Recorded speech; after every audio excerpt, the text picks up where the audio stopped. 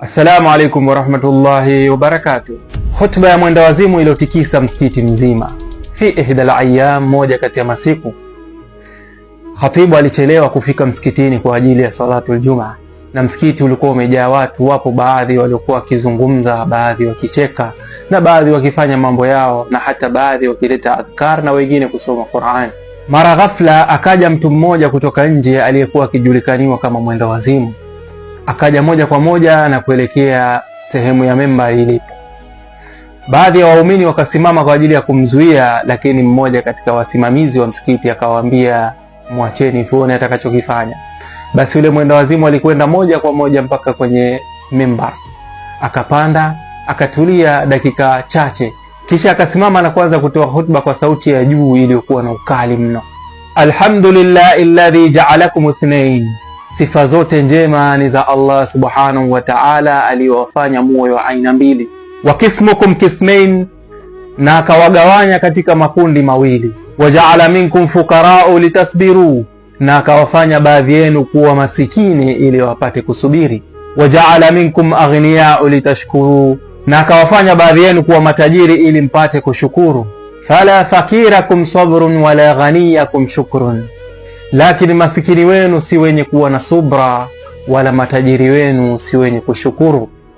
Wala kabirakum yanha anil munkar, wala wakubwa wenu, viongozi wenu hawakatazi maovu.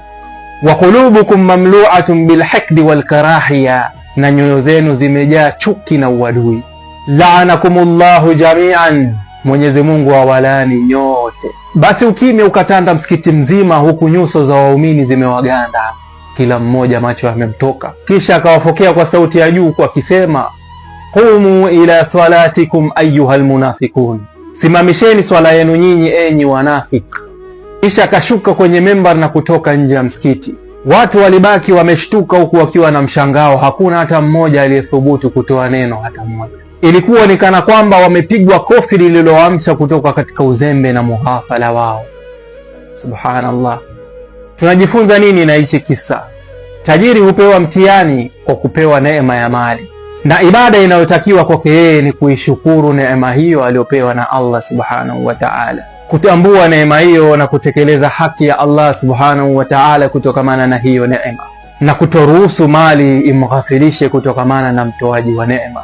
Na masikini amepewa mtihani na Mwenyezi Mungu kutokamana na ufinyu wa riziki yake, na ibada inayotakiwa kwake yeye ni kufanya subra kwa ajili ya Allah na kutolalamika wala kuonesha kutoridhika. Na lingine katika ibra ambayo kwamba tunakipata katika hichi kisa ni kwamba usione misikiti ipo kwa ajili ya ibada. Alhamdulillah, zipo misikiti mingi, waumini wanajaa ndani, lakini yanayoendelea ndani ya misikiti Allah ndo anayejua. Hakuna kitu ambacho kwamba ni hatari zaidi ndani ya msikiti kama hichi kitengo ambacho kwamba kinajiita kamiti.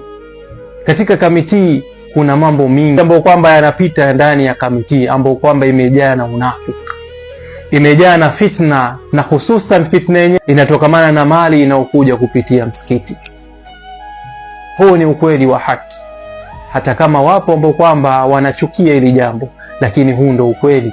Hakuna kitu hatari zaidi inayopatikaniwa ndani ya msikiti kama kitengo cha kamiti.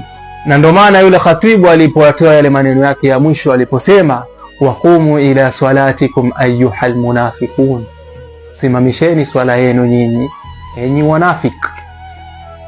Subhanallah.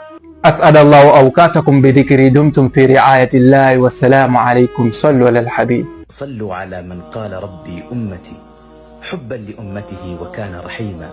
Ya ummat al-mukhtar ya ahbabahu, sallu alayhi wa sallimu taslima.